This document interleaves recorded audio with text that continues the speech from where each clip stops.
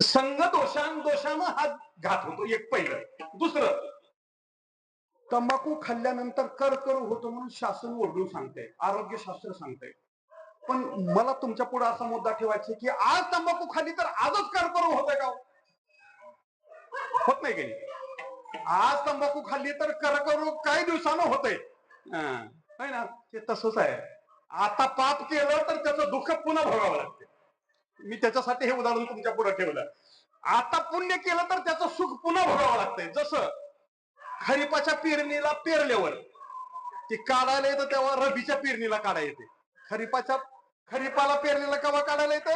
रबीच्या पेरणीला काढायला येते. तसं आमच्या केलेल्या पाप आणि पुण्याची फलश्रुती देण्यासाठी भगवान काही कालावधी घेतो आणि एक दिवशी निश्चित फळ देतो. पण आता इथं भगवंताच्या पुढे सुद्धा खूप मोठं आव्हान होतं. एक भीष्माचार्य भक्त आणि दुसरा अर्जुन भक्त. आता भीष्माचार्याचा पण खरा करायचा का अर्जुनाला वाचवायचं?